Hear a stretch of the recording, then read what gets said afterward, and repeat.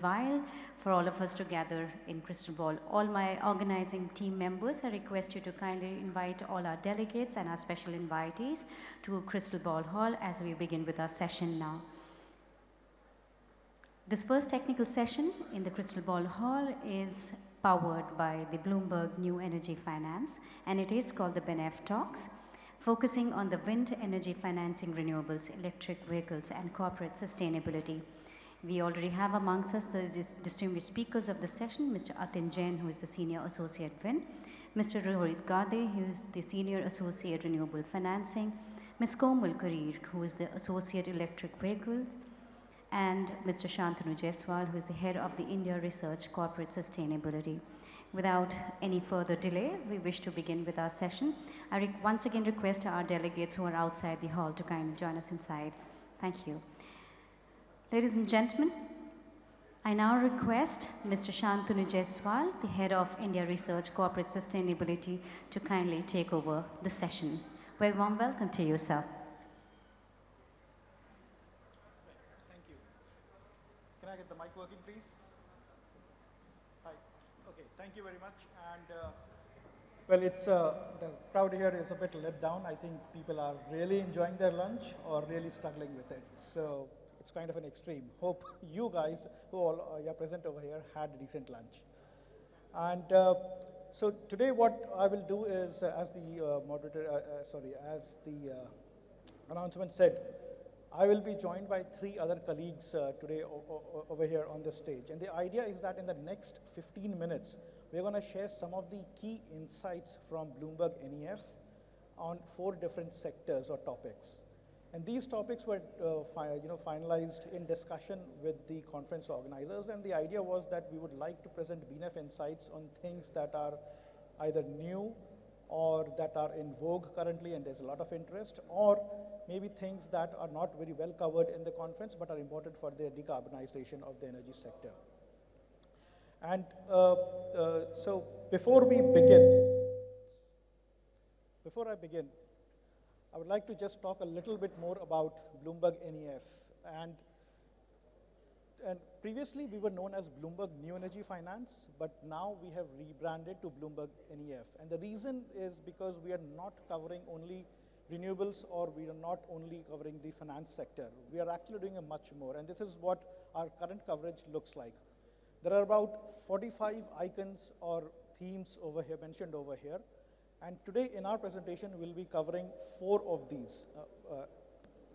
And then without further delay, let me talk about trends in corporate sustainability and ESG, and I'll hand it over to my colleagues in the meantime, once I'm done. Now, ESG is something which you might have heard quite often in the recent past. But the problem is that ESG is not well defined. There is a big discussion around what's the scope of it and what are the boundaries around which ESG lies. And it means different things for different people, actually.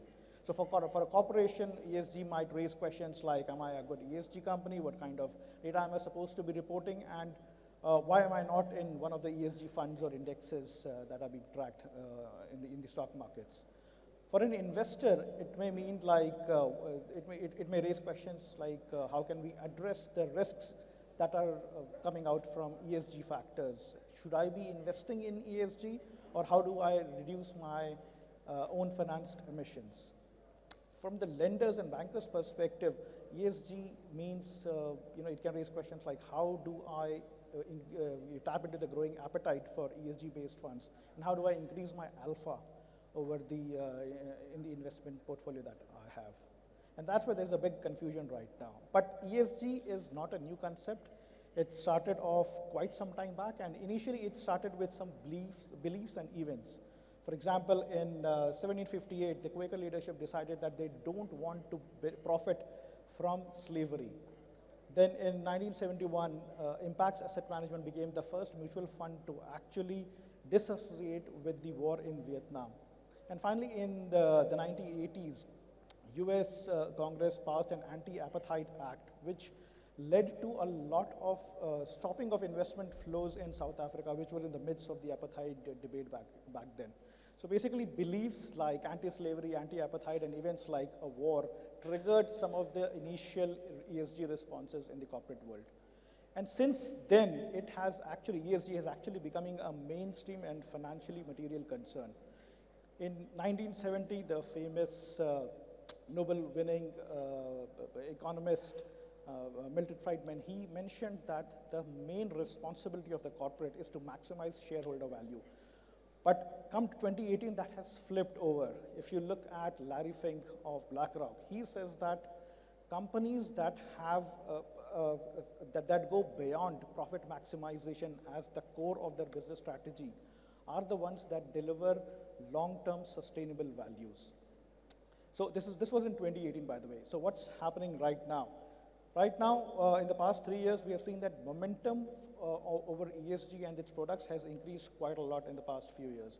Signatories to PRI have reached almost 4,000 in number, and they are managing about $150 trillion worth of assets under management. Annual TCFD commitments have also grown quite sharply over the past few years, and primarily, and I'm showing TCFD because this is one of the metrics or frameworks which is being adopted by the governments, for example, the US and in Japan, and also groups of countries like G20 and G7. They are also following TCFD frameworks in their own measurements. Finally, the investment community also understands what it means, how can they benefit from risks associated with ESG parameters, and therefore we have seen quite a bit of rise in sustainable debt, especially in the past 1 year or so. But then the question is, how does it impact a business? And climate risks actually have quite material consequences. So climate risks are financially material, and unfortunately, they are hard to escape. They can broadly be classified into two. One is physical, the other one is transition. Physical is again divided into acute and chronic. Acute means things that happen over a longer period of time, such as rise in global temperature, rise in sea level, or change in climatic patterns. Whereas chronic risks are some things that happen on the much shorter time scale, so it could be a flood or drought or wildfires, etc. Transition risk, we have classified it into 4 categories, again based on TCFD definitions. And this is something that can manifest in multiple ways. It can start from the consumer end, wherein consumers are shunning a few products because they don't believe in the value of the company. For example, sustainable coffee is one of those examples. Or this ESG pressure can come from top down, from policymakers who want the economy to take a certain direction. And it can also manifest in the form of indirect risks. For example, bankers refusing to lend to fossil fuel-based projects. That can increase the interest rates, which can reduce the competitiveness of the current technology. And the market and technology risk in energy transition, it actually can mean any potential loss in either the valuation or the financial performance of a company because it is being displaced by low carbon alternatives. And we can see that happen, at least in the power sector. Renewable energy is displacing coal and gas-fired energy. Case in point, again here is Apple, which is asking its suppliers to go green. And by the way, Apple, if you look at in its entirety, has a power demand which is as big as some of the smaller countries in the world. Another big example of disruption is Tesla. So Tesla, up to a decade ago, it was still considered a startup, but today its valuation is more than the combined valuation of top automakers in the US. Transition risk also carries a lot of reputation risk and policy and legal risks. So there is a big, in the financing world, especially amongst asset investors, lenders, and insurers, there is a trend to move away from fossil fuel assets and into low carbon assets. And this is getting momentum because they feel that there is a risk of having stranded assets in the portfolio in the near future if they don't disassociate. There is also a big reputation risk involved, so much so that some lenders are just totally against it. In fact, in Australia, even about 10 years ago, there was not a single bank willing to finance coal projects because it would hurt their reputation, which might affect their retail businesses. So all in all, risks in transition can come from multiple factors, and it can be direct or indirect. And on the policy front, another thing is happening. So while there is a lot of scrutiny and a lot of importance being given to ESG, Indian government is also not standing by. So this is something what the market regulator SEBI has done. What it did last year was it came up with a few guidelines on how and when companies should report their ESG performance. And as you can see, there is a trend, or there is a big shift from disclosures being voluntary to being mandatory. And this is not a shift that is happening only in India, but this is a global shift that we are seeing. So as more and more disclosures become mandatory, there will be more information in the hands of consumers for them to make decisions upon. So with all of this, all of these trends happening, what can a company do? So basically the investors, the regulators, the climate activists, what they want a company to do are three things. And these are basically an oversimplified version. These are not the only three that one needs to do, but in the interest of time, I'm going to compress that. So the first thing is to figure out what is material for a company. ESG has three pillars, E, S, and G, and under these pillars, there are many issues and sub-issues. Not every industry is exposed to the same issues, and not every industry is exposed to the same issues to the same extent. So it's important for a company to understand what is material, in the sense what is actually going to impact its financial or physical performance in future. They need to figure that out and lay it out in front of investors so that investors are aware of the risks that the companies are subjected to. Second thing the companies can do is to have to clearly define, measure, and report their emissions under various sectors, various scopes. Emissions can be direct in the form of heat and power requirements within the premises of a company, or they can be indirect in the form of supply chain network that they use, both upstream and downstream. Figuring out where the emissions come for a company is very important for them to understand where should they take remedial actions. And this is important in anyways, as it says, if you can't measure it, you can't control it. So the first step is to understand where the emissions are coming from, so that then they can focus their attention on reducing emissions in their multiple scopes. And as you can see, scope 3 emissions are the biggest source of emissions for most companies that have disclosed their emissions. So whenever anybody says that they're going for net zero, I think the first thing you need to ask is, what is your scope, whether scope 3 is included or not, and what does that mean? The second thing the third thing, that companies can do for investors is to basically decarbonize, divest away from fossil-heavy businesses to low-carbon businesses.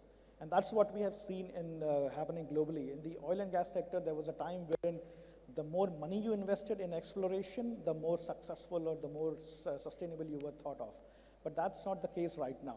In the past, in the years between 2015 and 2020, 9 of the top oil and gas companies have divested close to $200 billion from that business. And they're now investing heavily into low-carbon businesses. Especially in 2021, we see quite a big of a spike in low-emissions businesses. So this is happening globally, but what's happening over here in India? In India, also companies are not sitting idle. They are looking at the global trends. They are exposed to some of the policies that are being developed in other geographies. And in order to maintain their position, what they're doing is Indian firms are signing up to Science-Based Targets Initiative. If you look at this chart, then on the left-hand side, you can see that in 2018 and 19, there were very few companies which had subscribed to this, but now we see about 98 companies that have subscribed to SBTi initiative. On the right-hand side, again, you see TCFD commitments by Indian firms. They are quite complex, so lesser number of firms have subscribed to it, but there are 67 firms right now, out of which 80% of the firms were added only in the year 2020 or after that. Then Indian companies, what they're also doing is they're jumping on the net zero bandwagon. They are claiming or they're making announcements about either going net zero or going carbon neutral by a certain year. And these companies are across various sectors. And there is a bifurcation that is happening over here. There are companies, for example, in the technology or the financial industry that have lower emissions, and generally they have a target of meeting net zero goals by 2030 or so. But then there are metals and mining companies who have actually a lot of emissions. It's difficult for them to remove their emissions, and they have a target till 2050 or so. So while companies are ready to subscribe to different frameworks, they are committing to net zero goals, what is missing right now from the discussion is that Indian companies are lagging in ESG disclosures. So this is a proprietary Bloomberg index which tracks what is the disclosure level of companies on ESG parameters. This does not show whether a company is doing good or bad on ESG. It only shows what is the level of disclosures of ESG parameters. And parameters can again be good or bad. So, and here we can see oil and gas companies strangely have the biggest, the best performers over here. They have the highest levels of disclosures, primarily because they are subjected to greater scrutiny, especially on the environmental side, whereas financials are the lowest ones. But in the end, this is going to change. Remember the regulation by SEBI that I mentioned before, BRSR. It is already in force. It says that the next annual report that is produced by top 1,000 companies listed in India, they have to have a ESG metric on their annual reports. And the way it is designed, it is to reduce any misallocation of funds, and it is also designed to make sure that there is enough information given to the investors so that greenwashing does not happen. So there's a lot of interesting things to happen, but I'll stop over here and I'll hand it over to my colleague Atin Jain to talk more about the wind power outlook.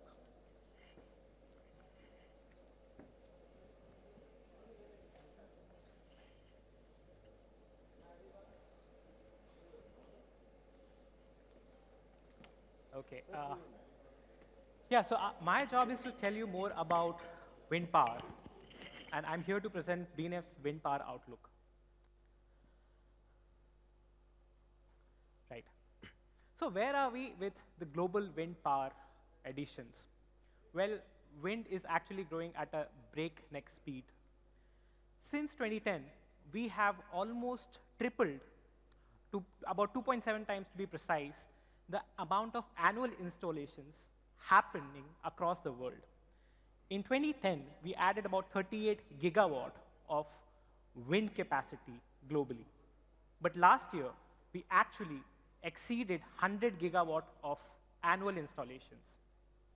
Now, this is a very significant milestone. This is the first time a 100 gigawatt number was hit by the wind industry. And there are multiple reasons why we are seeing this record growth in wind additions. Two main important factors are decline in costs and technological improvements. And they are also linked to each other in one way or the other. The chart here on the left actually shows the turbine sizes that we have tracked in our database for global wind projects. And what you can very clearly see is the average turbine size has increased from about 2 megawatt in 2010 to now about 4.2 megawatt. So the turbines are getting bigger and better, and they are able to capture a lot more wind resource. And that has led to an increase in the capacity factor of the wind farms. So the chart on the right here shows the wind farm capacity factor that we have tracked in our database again. And this has increased from about 25% in 2010 to now about 35%. What has also happened at the same time in the industry is that the average wind farm size has also increased. The median wind farm size has increased from about 16 megawatt in 2010 to now about 53 megawatt. And also the average has increased from about 31 megawatt to about 150 megawatt. These larger wind farms have essentially provided the economies of scale that we have seen in some of the other technologies like solar to come in the wind sector, and has led to a drastic drop down in the cost of wind power. These were the charts for the onshore wind, and also for the offshore wind, we are seeing similar trends play out now. The average wind turbine size for the offshore wind have increased from about 4 megawatt in 2010 to now at about 9.7 megawatt. Wind farm sizes for offshore are also increasing. They have doubled from about 150 megawatt just in 2010 to now at about 300 megawatt. But technology trends were playing out, things were improving, and then came the pandemic. When the economies around the world started to bounce back from the pandemic, there was a severe supply chain crunch. And this supply chain crunch impacted almost every industry, almost every sector, and wind was no different. We have seen freight costs out of China increase by about 500% between January 2019 to July 2022. Some of the key metals that go into the turbines, nickel, steel, cobalt, aluminum, zinc, we have seen prices for these commodities increase between 140 to about 240%. And also some of the fossil fuels that go into either the electricity generation in the, for powering the facilities that are manufacturing these turbines or blades or other equipment, or these fossil fuels which are used for the logistics of turbines out of the factory to the project site, we have seen their prices also increase by between 200 and 400%. So in short, we have seen record increase in a very small amount of time. And where we are today is a situation where we have seen project capex as well as the levelized cost of electricity from wind power increase across the board. The chart here shows the average capex as well as the LCOE increase across some of the key wind power markets. And you'll see that in India, the wind power costs have increased by about, the LCOE has increased by about 8%, and the capex has increased by about 5%. The global average for this number is a 6.7% increase in the LCOE. But you'll also notice in this chart on the left is the numbers in China. The Chinese market has seen actually a drop in capex and the LCOE. And that is actually driven by competition amongst the turbine suppliers to grab orders and basically maximize what they can get out of the policy-driven rush that is playing out in China right now. So if I have to kind of summarize a bit here, we have seen prices of a turbine increase in the recent times. If you follow the purple line here, we've seen the prices really shoot up after 2S 2020. But what is also happening at the same time is the average turbine capacity has been increasing over the time. And what the net effect of the increase in the price and the increase in the turbine size has meant the price per megawatt for a wind project was a little bit stable and actually declining in the long term, but it has also gone up a bit in the last 1 year or so. So now the industry is actually divided right now. If these price increase mean that we are going to follow a path of continuous cost increase, but we at BNEF are not of that same opinion. We think the prices of the commodity will come down. They've already started to come down in many cases across different commodities, across different markets. But in the long term, they will go back in this declining cost trajectory. Many in the industry are skeptical, but many are also optimistic for the future of the industry. And they are optimistic about the future mainly because of 2 or 3 main factors. The first one is this global ambition towards decarbonizing. The chart here shows the countries that have adopted a net zero target, or the status of the world really as to where we are in the net zero journey. And what I'm very pleased to look at this chart from is that 90% of all global emissions today are actually now covered by some form of a net zero goal. So in countries, some of the countries already have a legislated target, some have a government position, like in India, we want to achieve net zero by 2070. There are other countries where it's in discussions or under the legislative process. There are still few countries which are not really up to the mark in terms of their ambitions on net zero, but my belief at least is they will also follow suit soon. The next important reason for the industry to be optimistic is corporate renewable purchase agreements. They are on the rise. Companies across the world are following suit on companies' ambitions to decarbonize. And globally, we have seen till date about 120 gigawatt of renewable power purchase agreements being signed by these corporations. Just in the first 8 months of the year, we have seen about 15 gigawatt of PPAs already being signed. And in the remaining 4-month period, we think this number will also grow up. So there is a lot of optimism in the industry as well, and all of these government ambitions, corporate ambitions, they are really translating into new projects being announced. And this chart here actually shows how that optimism has translated into our forecast. So what you will see is, we actually forecast global wind installations every 6 months. And between the time we forecasted our annual wind installations in December of last year versus when we did it again in January, we had to increase our forecast by about 11 to 24% across different years in 2022 to 2030.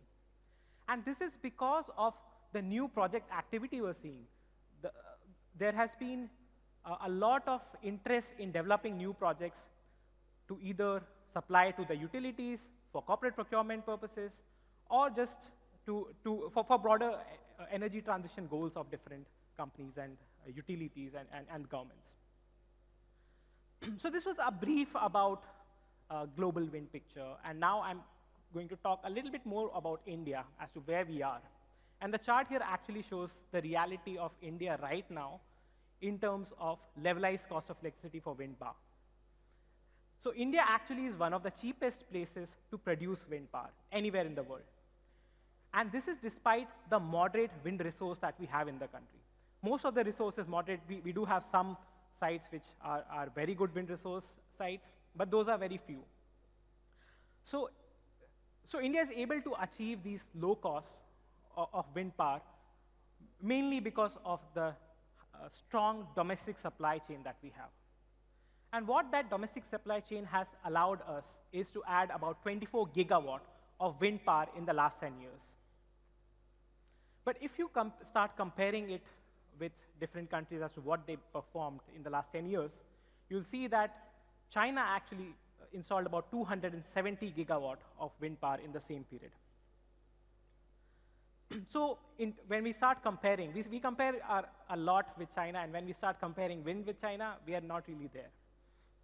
But what's really concerning for me at least is the chart on the right, which shows the annual wind installations just that happened last year.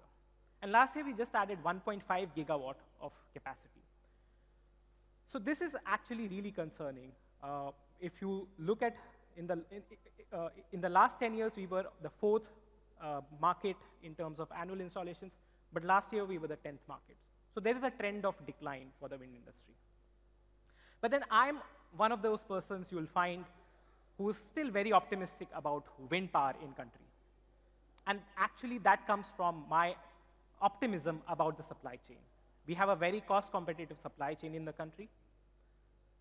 And that cost competitive supply chain will take advantages, will be at advantage from different goals and ambitions that people have. So the government ambitions to decarbonize, new demand for wind power that will come in the country from green hydrogen, the corporate procurement goals, export opportunities for manufacturers, and I see some OEMs in the room who are already exporting and really catching on to this whole make in India and make for the world. And then also there are some policy changes about wind purchase obligations which will really drive the market forward. But one thing I want to draw your attention to is why do you need wind power in addition to these factors which I just mentioned. And you actually need wind power only because of the diversity of the supply mix that you need. If you are an IPP in the room, you actually have to take this chart very seriously and have to take it more seriously if you don't have wind in your portfolio so far. This chart here shows the average generation profile of solar and wind at a site in Kutch in Gujarat. What you will very clearly see is that solar really comes up well during the daytime and helps you to meet your daytime power demand. But then it's actually the wind, which is a low-cost solution, which helps you to meet the morning, evening, and the nighttime power demand. If you're really serious about meeting zero carbon energy in the future and if you're really serious about net zero and other climate goals, you have to have a technology which is available at low cost, and it is zero carbon, and is able to supply round-the-clock electricity. And wind is that technology for you.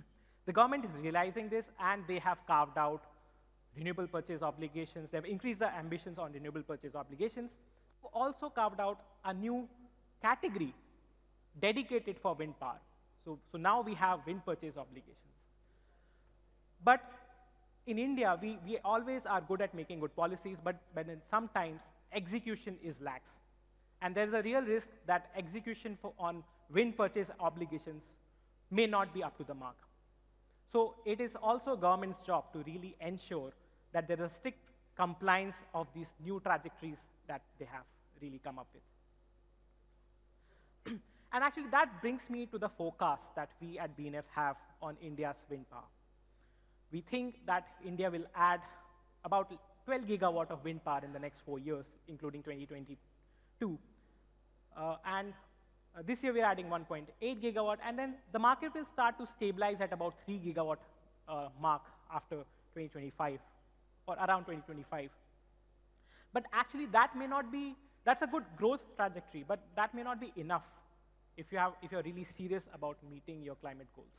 Now, India has a target of meeting 140 gigawatt of wind power by 2030. And to actually achieve that, you need to add about 12.5 gigawatt of capacity each year. We are really falling behind on those goals. And the last thing that I want to mention here is on offshore wind. India actually took a stand and brought out an expression of interest for offshore wind about 4 years ago. Everyone was very upbeat when the offshore wind auctions were first announced. But then we kind of failed to deliver on the plans for these auctions. India has a target of about 30 gigawatt offshore wind, of meeting about 30 gigawatt of offshore wind by 2030. This target is comparable with what the target that US has. So it's a very ambitious target. But so far, we are yet to see any auction which will kind of kickstart the development for offshore wind in the country. The government has a plan. In July, they came out with a strategy paper which puts a plan to auction about 37 gigawatt of offshore wind leases or wind projects by 2030. So the world was looking at India 4 years ago when they came out with an ambition to auction. It is once again looking at India to deliver on these auction goals. And it remains to be seen how India does from here. So yeah, this is my short presentation about the wind power outlook. One thing I did not mention was how do you actually build these wind projects and the role of money. And I would like to invite my colleague Rohit Gadre, who will talk more about financing in the renewable space. Thank you.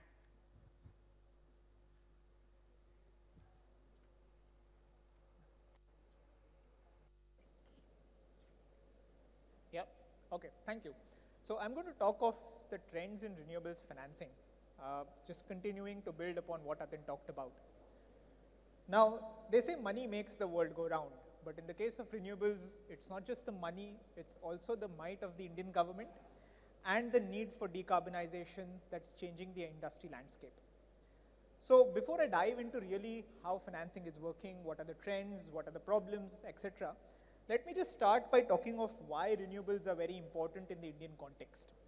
Now, these are the 5 boxes which show you what Prime Minister Modi promised the world at COP26 last year. And how do renewables fit in here? The first 2 boxes you see, the blue ones, relate directly to the power sector.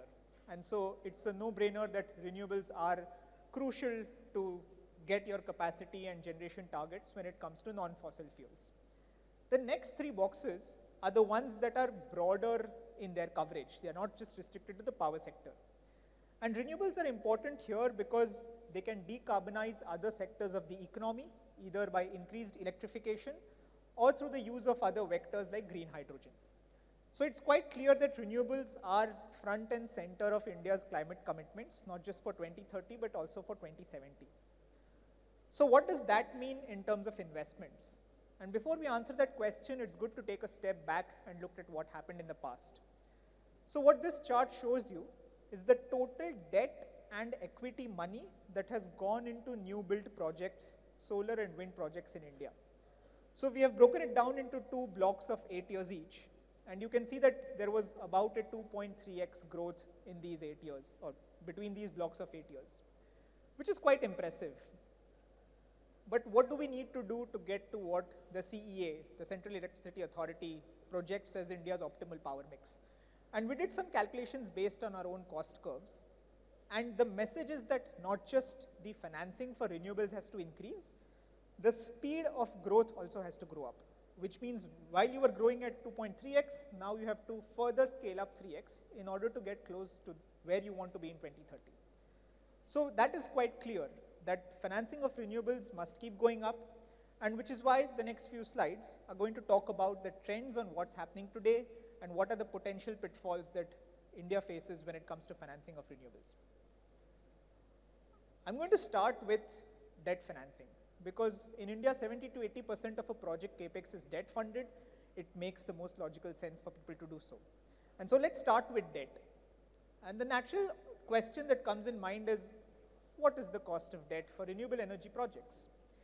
And we did a survey last year where we spoke to stakeholders across the industry. We spoke to lenders, we spoke to investors, we spoke to IPPs.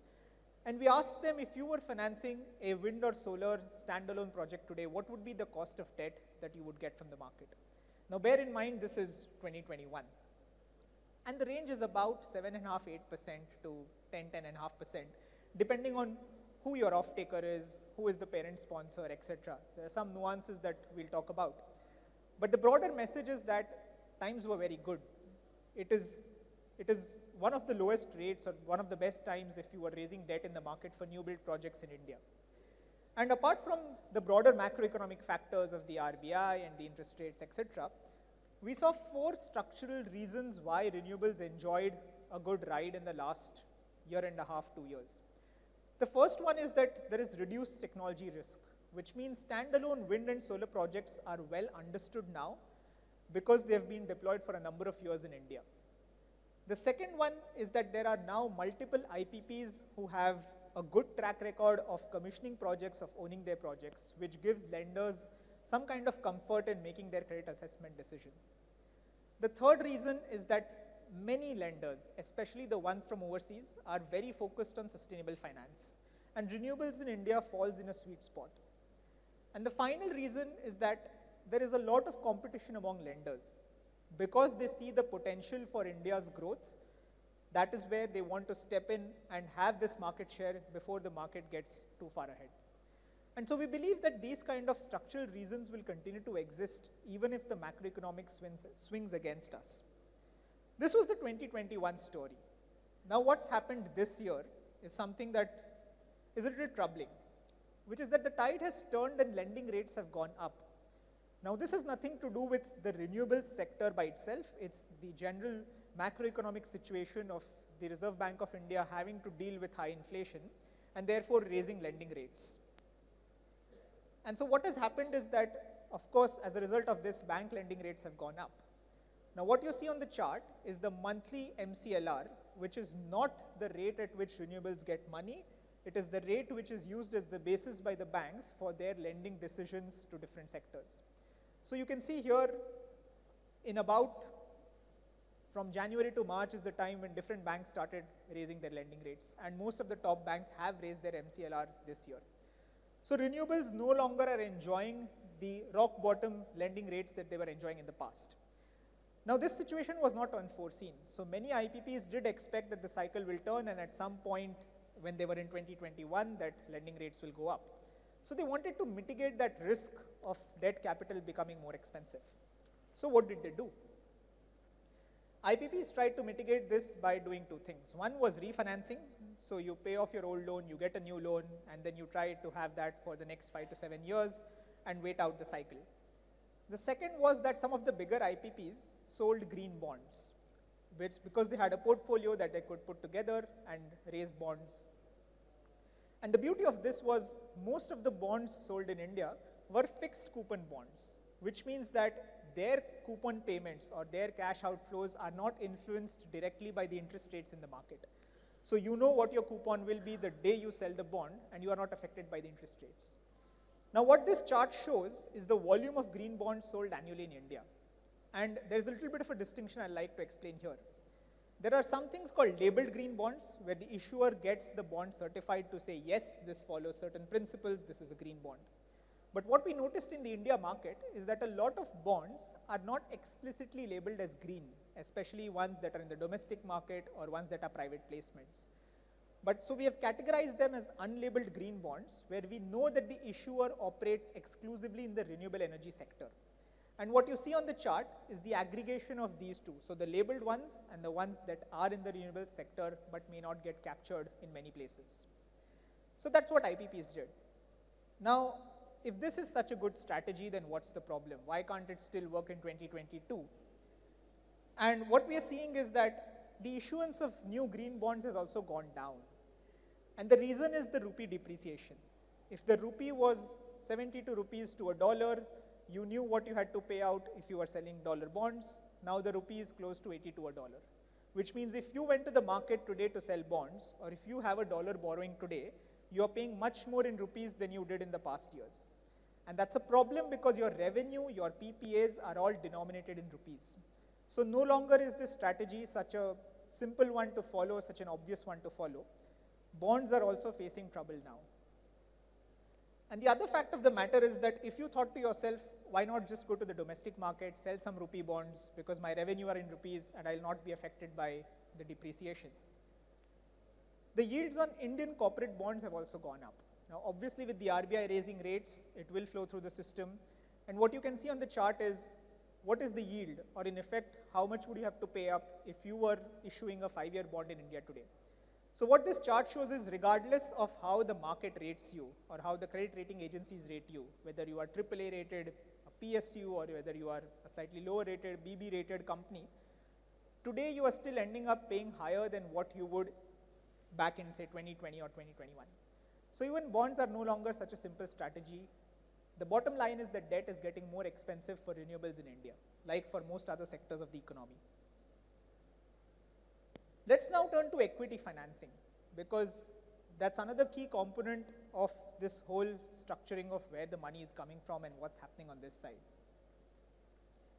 Now, IPPs expect to make up anywhere in the range of 10 to 16% post-tax equity IRRs, or internal rate of returns, on their projects. And it's influenced by a number of things to do with the market entry strategy, where the project is, who the off-taker is, what are the expectations. But one of the key things is, what is the strategy of the IPP? So what we saw when our survey was a clear distinction. If it's an IPP that is a long-term owner, wants kind of a stable portfolio, they expected 10 to 13%. If the IPP was more of take the construction risk and sell the assets in a 3 to 5 year period after commissioning, then they wanted slightly higher returns. But we think there are a number of reasons why some of these IPPs may struggle to meet their ambitious expectations on IRRs. And there are 5 reasons that I want to highlight very quickly. Refinancing risk is obvious because interest rates have gone up now, so you may not be able to refinance at the low rates that you expected. Payment delays have been a problem across the power sector, not just renewables, and renewables are of course hit by that. You then have unfavorable weather, and both wind and solar projects have been affected by generation being lower than expected. Similarly, there are some regulatory risks, and then there are some quality issues in our sector that may lead to trouble for the IPPs on the IRR front.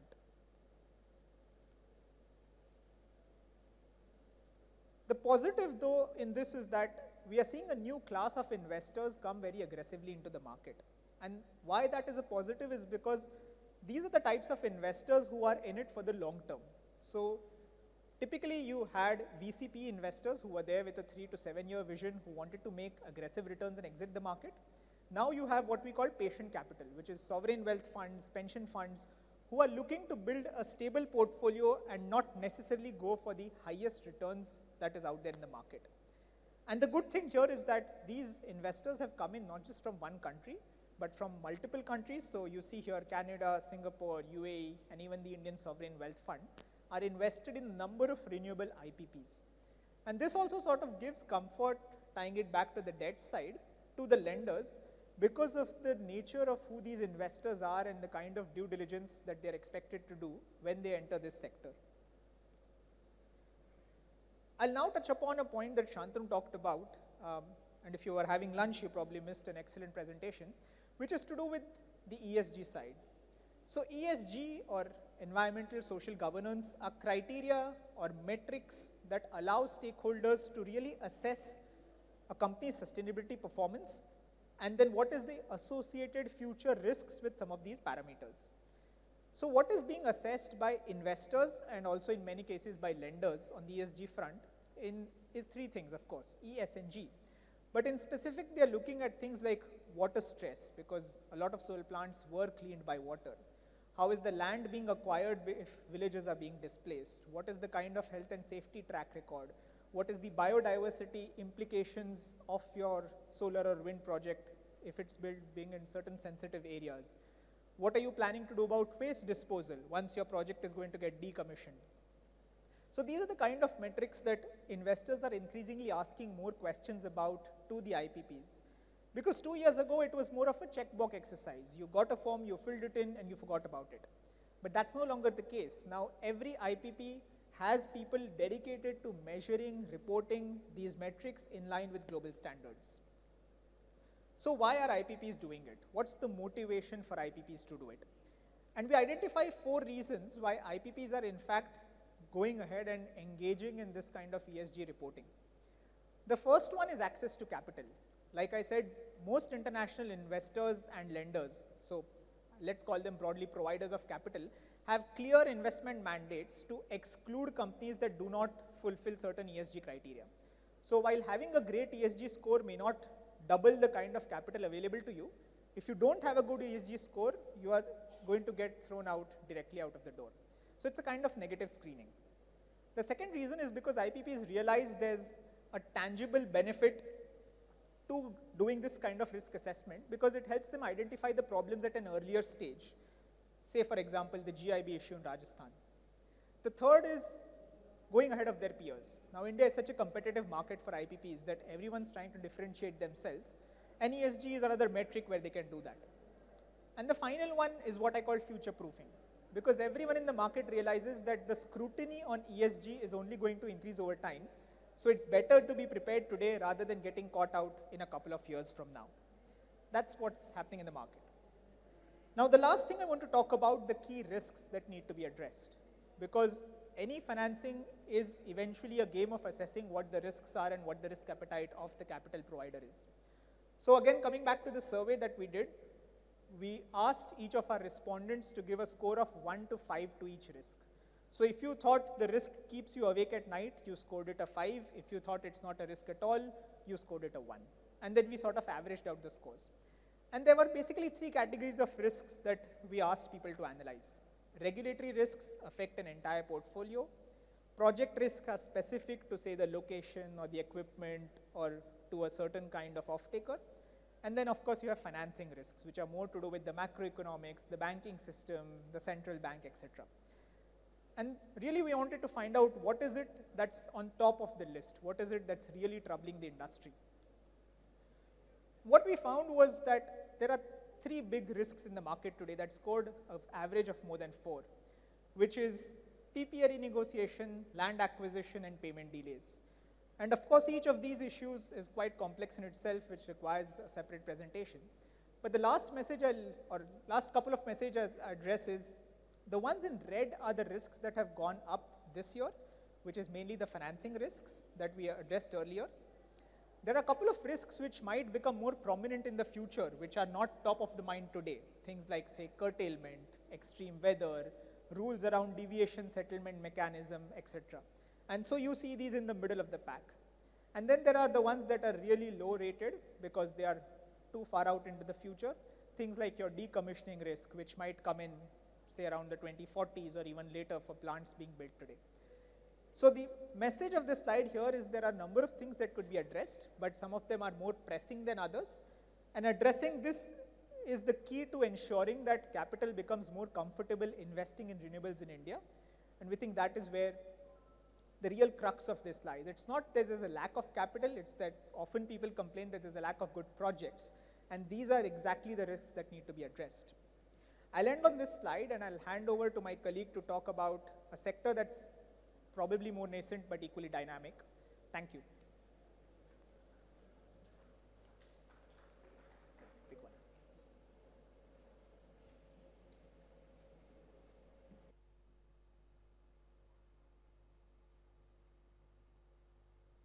Hello and good afternoon, everyone. I'm really pleased to be here today to present to you Bloomberg NEF's view on the shaping up of electric mobility of India's road transport over the next few years. Now for our discussion today, I am going to draw the results from our annual flagship publication, which is the Long-Term Electric Vehicle Outlook. Every year, global analysts from across Bloomberg offices come together, we rack our brains, and then we try to take a view on how electrification, shared mobility, autonomous driving are shaping up road transport markets across the globe.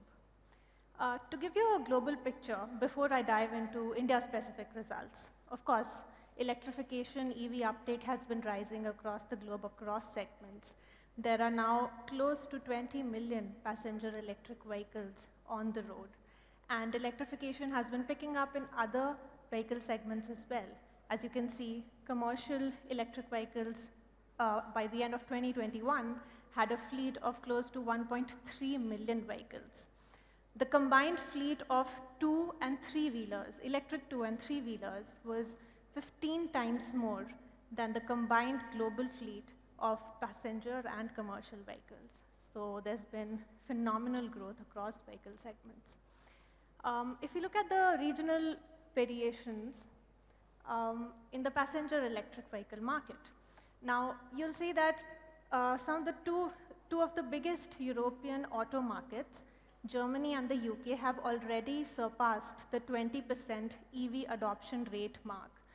France is quickly reaching that benchmark point, and other countries are also quickly, the EV adoption within their markets is rising quickly. China is the biggest, had the biggest share of passenger vehicle sales, passenger electric vehicle sales in 2021.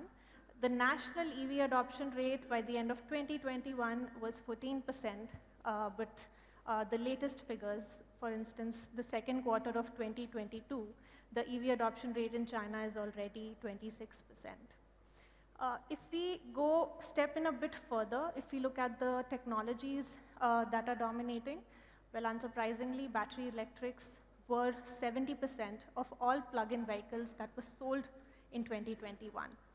Plug-in hybrid vehicles have been doing very well in the European markets, and the reason behind that is automakers are using those vehicles for compliance reasons. Which brings me to my next point.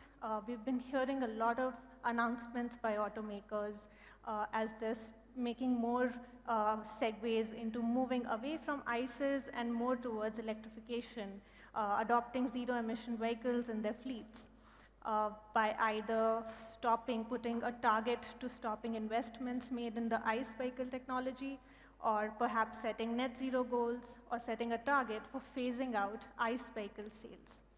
Now, beside consumer demand, one of the chief factors that is driving this trend is the political environment in which these automakers operate. Now, we know Europe has very stringent carbon emission standards. There are talks that they might target a 55% carbon dioxide reduction by 2030. They're also talking about phasing out ICE vehicle sales by 2035. So those are some very strict targets, and of course, automakers will have to suitably adjust their business strategy to meet them. In the United States and China as well, over the past couple of years, there's been a stricter regulatory environment when it comes to zero-emission vehicles. China has set a target that it wants 40% of all passenger vehicle sales by 2030 to have an electric drivetrain. US has recently passed its Inflation Reduction Act, which has a big focus on promoting EV adoption. What BNEF sees it translate into is that as a result of this Inflation Reduction Act, we might have 50 to 52% of new passenger vehicles that are sold in the US to have an electric drivetrain. If we go back a few years and if we try to trace the policy makers' approach to electrifying their transportation fleets, we'll see that in the initial stages, they adopt more of a carrot approach. They incentivize the uptake of electric vehicles by subsidizing their prices. And as they move out of that initial phase, they resort to mandates, so setting up targets for automakers to meet, so moving away from the carrot approach to stick approach. India is in its initial phases of EV adoption, and we see some of those strategies being mirrored here as well. If you look at the policy makeup of the Indian government with regards to electric vehicles, at the federal level, there is support both for the demand side and the supply side stakeholders through policies such as the FAME scheme and the PLI scheme. And then there are so many states today, almost 22 states, that are offering support to electric vehicles. They have a dedicated EV policy, they've set down targets, they're offering subsidies on purchase of electric vehicles. And this has yielded results. Besides automakers launching new vehicles, this policy support has helped EV adoption across various vehicle segments in India. Unsurprisingly, three-wheelers are leading the charge. Electric three-wheelers are already competitive with an average ICE three-wheeler on a total cost of ownership basis. Two-wheelers, in terms of volumes, are also picking up speed very fast. If you look at the annual electric two-wheeler sales that were made in 2021, they climbed up to 234,000 units from some 134,000 units a year back. And not just in terms of volumes, performance is also improving. Within that 234,000 sales number that we saw for 2021, you'll see that 61% was contributed by high-speed electric two-wheelers, which is also the demand for those vehicles mostly comes from private users. If you go back a year, that share was just 27%. So there's a positive momentum, not just in terms of volumes, but also in terms of the products that are being offered and are being demanded by customers. Electric buses have seen a phenomenal growth, both in 2021 and this year, 2022. From just 84 electric buses that were sold in the country in 2020, part of the reason was, of course, COVID, but even if we look at the 2019 figures, there were less than 500 electric buses that were sold. 2021 saw a big jump, wherein 1,180 electric buses were sold. And that number, in the first 9 months of 2022, has already been surpassed. Most of this, of course, is because of policy support by federal as well as the state government. There's been large-scale bulk procurement tenders that have helped bring down the operational, the bid prices that are proposed by bidders, and that has helped the proliferation of electric buses. State governments are pulling up their soxes. They want public transport to be decarbonized as soon as possible, and that has helped the proliferation of electric buses. Passenger vehicle sales picked up in the past couple of years in a big way. Although volumes, if you compare it with other global markets, they're still not there yet. But if you look at the growth rate from just 5,000 vehicles that were sold in 2020, the number grew to more than 3 times to more than 15,000 passenger vehicles in 2021. And in the first 9 months, we've already surpassed that number. We are past the 20,000 mark, and Bloomberg NEF sees that number to easily touch 40,000 units by the end of 2022. Why this phenomenal growth, especially since we know that India's passenger vehicle market is distinct from most other global markets. It's very competitive. It's very hard for electric automakers to position a car that can compete with an average mass market car. That can be seen in the overall trend that we're seeing in the passenger vehicle market, not just in India, but globally, which is a customer interest, a rising customer interest in SUVs. For India, particularly compact SUVs, in 2021, we saw that SUVs were 51% of all the passenger vehicles that were sold. That number grew 10 percentage points when we look at the figure back in 2020. And that preference for compact SUVs has translated into rapidly increasing sales for electric cars as well. As you can see on the screen, the numbers in 2022, like I said before, have already surpassed yearly sales made in 2021. Now, these were some of the highlights from global and Indian market. What can we expect going forward? Well, unsurprisingly, electric three-wheelers will lead the charge when it comes to EV adoption in the road transport of India. Electric three-wheelers, as I mentioned before, they're already cheaper than comparable ICE vehicles on a total cost of ownership basis. Because of rapid urbanization, we also will have a lot of demand for public mobility, and electric three-wheelers will be a chief mode through which this demand for public transport will be addressed. Therefore, by 2040, we see 89% of all vehicles, all three-wheelers on the road, to have an electric drivetrain. Moving on to two-wheelers, it's a very optimistic story. Volumes have started to increase, and towards the end of this decade, automakers will introduce more models which will have performance comparable to the best-selling ICE models, which means volumes will rise. By 2030, then, we see 21% of all two-wheelers that are sold in the Indian market to have an electric drivetrain. And that number, of course, keeps rising as battery costs decline, more models are introduced, customer awareness rises, charging infrastructure improves, and therefore by 2040, some 76% of annual two-wheeler sales will be made up of electric two-wheelers. Passenger EV adoption in India is slightly different than what we see for other countries. Like I mentioned before, it's a very competitive market. Therefore, even with the declining battery costs, we don't foresee automakers being able to introduce a small car in the market today that can compete with an average mass market ICE vehicle.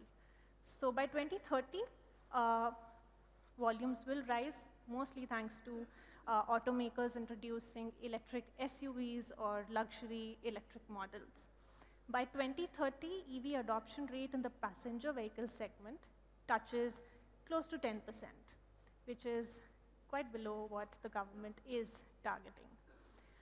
Post 2030, with falling battery prices, we finally reach a stage where an average electric small car can compete with an average mass market diesel car in the country today. And therefore, by 2040, we see 60% of all new passenger vehicle sales to have an electric drivetrain. To sum it up, you see the trajectories of electrification across various vehicle segments. Two and three-wheelers, because of improving economics, electrify faster. Municipal buses, because of support from the government, accelerate in terms of electrification. The bigger segments like passenger vehicles and commercial vehicles, EV adoption within them takes off only post-2030s. Now, given that we have these adoption rates, what are the impacts on complementary sectors? Let's first look at the lithium-ion battery demand. Now, by 2030, growing lithium-ion battery demand, we expect the demand for lithium-ion batteries from electric vehicles to be close to 68 gigawatt hours. And by 2035, that increases to 185 gigawatt hours. Of course, in the initial years, most of the demand for lithium-ion batteries within the EV sector comes from electric 2 and 3-wheelers because they're electrifying faster. But once we reach that 2030 mark, once mass market adoption takes off in the passenger vehicle segment, we will see passenger electric vehicles to contribute the most to the lithium-ion battery demand from India's electric vehicle sector. And then, of course, to have such a big fleet of electric vehicles, you need to be prepared to charge them. You need to have a charging infrastructure. Bloomberg NEF sees a requirement of 8.5 million chargers to support its EV fleet through 2040. Unsurprisingly, 86% of these come from home chargers because that is the first preference of any consumer. It's more easy, you can charge your cars overnight, the cost is cheaper. But then, because of mass adoption, there will also be a rising number of customers who cannot rely on home chargers. They will have to depend on public charging infrastructure, and therefore, we see some 7 lakh or 700,000 public chargers to have to be installed in the country by 2040. And with that, I come to the end of my presentation. Thank you for sitting through our sessions. Before you go, I would like to highlight that Bloomberg NEF recently published a white paper that is exploring options to mobilize financing for renewables. It is publicly available. You can access it either through scanning this QR code, or you can do a basic Google search, and it's going to be free for you to read. So please do utilize this option. If you have any questions, we have our email ID here, support.pnef@bloomberg.net. You can also reach out to either 4 of us after these sessions. We'd be happy to speak with you. Thank you.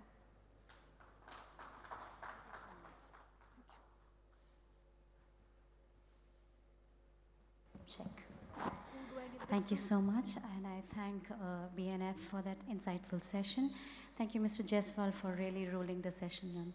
I'll quickly take this moment to let you all know that we are headed towards yet a very power-packed session, a session where we would get to hear from the visionaries of this industry. The stalwarts of the industries are going to share their experience, thoughts with us. Please stay back for that. In the meantime, on behalf of Informa Market, I'll take this opportunity to thank the team who has just presented. And may I request the speakers of the session to kindly join us for a quick memento session. May I invite Mr. Shantanu Jaiswal, Ms. Komal Karir once again onto the stage, Mr. Rohit Gadre, and Mr. Atin Jain. Thank you for your wonderful presentation. And we have Mr. Amit Sharma with us, who is from the Informa Market, who is the Senior Conference Manager. May I request you, Mr. Amit Sharma, to join us to present the mementos to our wonderful speakers of the session. Ladies and gentlemen, we present a memento to Mr. Shantanu Jaiswal. Can we put our hands together to bring in some more energy into the hall? Thank you so much for participating so wonderfully. We'd like to present a memento to Ms. Komal Karir.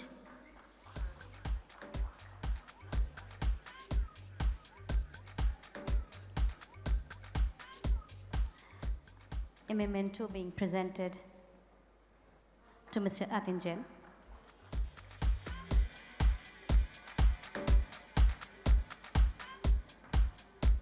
Thank you, Ms. Komal Karir, for that wonderful presentation.